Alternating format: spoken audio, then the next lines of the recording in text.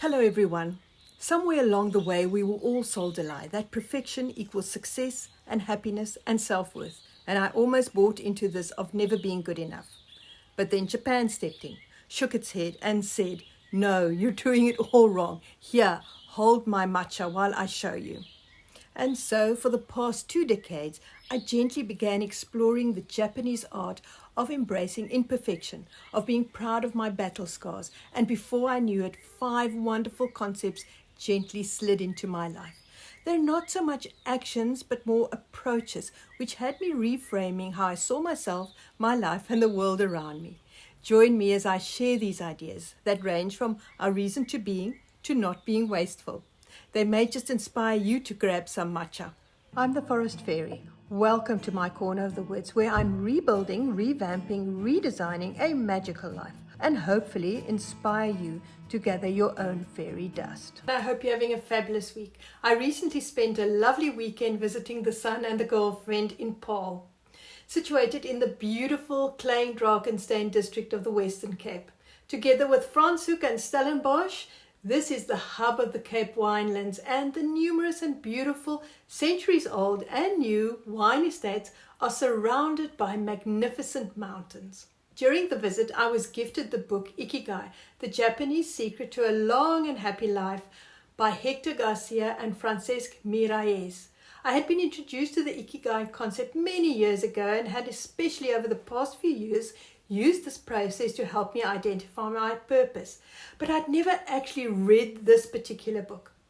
So now, while deep into the thinking of these 2 gentlemen, I was reminded of the 4 other Japanese concepts or principles that have been a humble part of my life for a long time. I don't know about you, but it seems to me that this digital age has heightened the idea of perfection. We're constantly bombarded on social media by the perfect things, the perfect people, and even the perfect lives. These unrealistic standards and elevated expectations can cause us ordinary humans to feel anxious, unhappy, and even angry when we fall into the dreaded comparison mode. And given that I can sometimes be driven by the desire for perfection, perfectly neat and tidy, a perfect piece of work, the perfect haircut, this concept speaks deeply to me. Wabi-sabi is about accepting imperfection and the natural cycle of aging and wear and tear, accepting transience and thus impermanence and briefness, and accepting the ordinary things and ordinary moments. This latter is something which I've often mentioned. One way this has translated into my life is the ceasing of judging things, people, and moments as perfect or imperfect, but rather seeing and even celebrating the beauty and joy in them as they are, accompanied by the awareness of their impermanence as they age and wear and even eventually disappear. And ironically, the Wabi-sabi concept flows perfectly into the next one, Kintsugi, which is the art of repairing ceramics with gold and thus creating precious scars. You've probably seen the pictures of those beautiful bowls and vases with the lines of gold crisscrossing where the breaks once were. These objects now showcase their history or trauma proudly and are often even more beautiful than before. And the idea is that we should be proud of our own scars, of our broken hearts, minds, and souls after trauma and challenges that we healed with the gold of our tears, our determination, our resilience, our strength, and eventually our joy. In fact, the gold that healed our scars has made us even more beautiful, and we are now so much wiser, stronger, and more resilient than ever before. And in my case, it's the Kintsugi, the gold art that I apply to myself and my life that also guides me in determining my Ikigai as I embark on new adventures of purpose and place. According to this particular Ikigai book, the word translates roughly into the happiness of always being busy, but I've also seen definitions such as a reason for being, your purpose, or as the Japanese government describes it, a passion that gives value and joy to life. Simply put, it's your motivation for getting out of the bed in the mornings.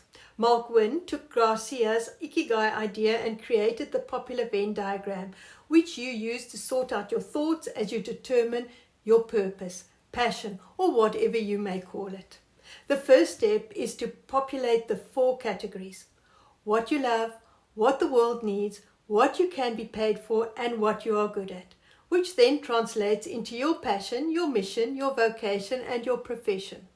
As with most things, my Ikigai is a constant work in progress, or a living document as the corporates like to call it.